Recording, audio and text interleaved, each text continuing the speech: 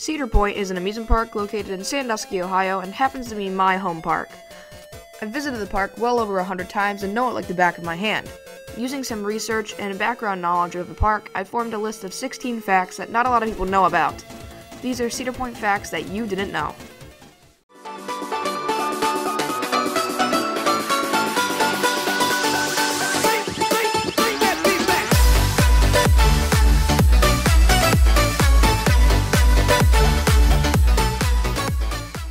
Let's dive straight into it. Thunder Canyon and Snake River Falls are both located near Lake Erie. If you notice the water looks murkier than some of the other rapids rides, it's because the water is taken straight from Lake Erie.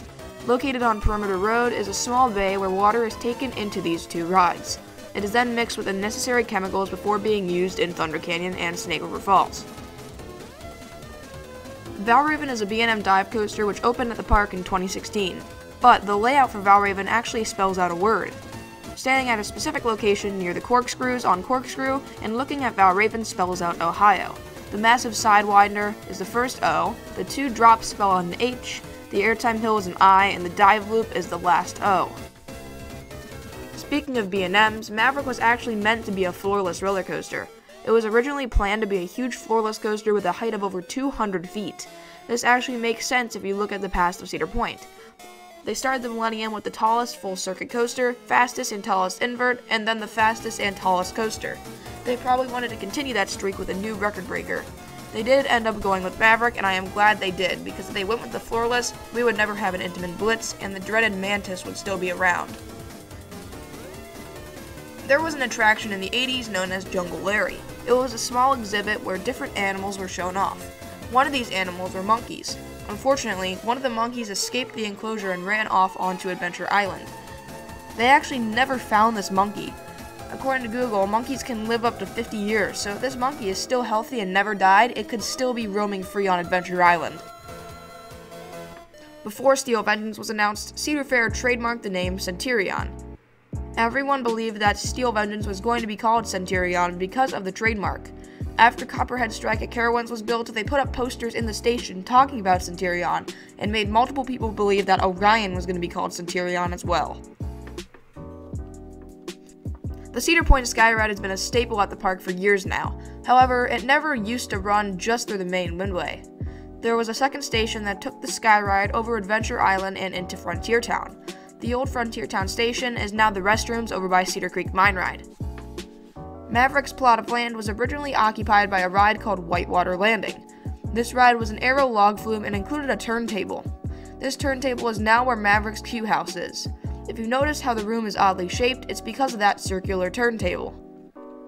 The stand-up coaster Mantis, now known as Rougarou, was originally going to be called Banshee.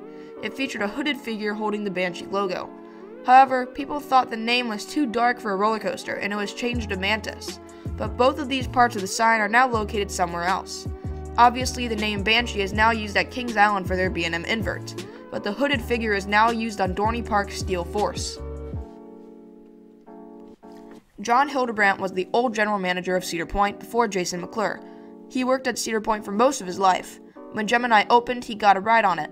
The following year, John rode the Beast at Kings Island. He said that Gemini would never live up to the Beast. He said that Gemini was supposed to be like how the Beast rode, but shot under the bar. Speaking of Gemini, the coaster's construction was delayed during the winter months because of a massive blizzard. Because of this, the ride opened later than expected. Instead of May, it opened in June. So while it was supposed to be the tallest coaster, Loch Ness Monster actually opened first, meaning Gemini never had the record. The Cedar Point and Lake Erie Railroad actually used to have a switch track that cut across Frontier Trail. Around this area was also the Ferris wheel and a few flats, but they were moved to make room for Millennium Force. Iron Dragon wasn't always painted yellow and red. Before 2004, the Aero coaster was red and white, but it was repainted in 2004 to match Dragster's red and yellow. Lakeside Midway has actually had quite a few different rides over the years. This includes Wicked Twister, Disaster Transport, Space Spiral, an aquarium, an arena, Jumbo Jet, and a ton of more coasters and attractions from the early days of the park. Magnum XL 200's inspiration came from the Bandit roller coaster at Yomiuri Land in Japan, and also Shockwave at Six Flags Great America. CEO of Cedar Point at the time rode the ride after only one test run.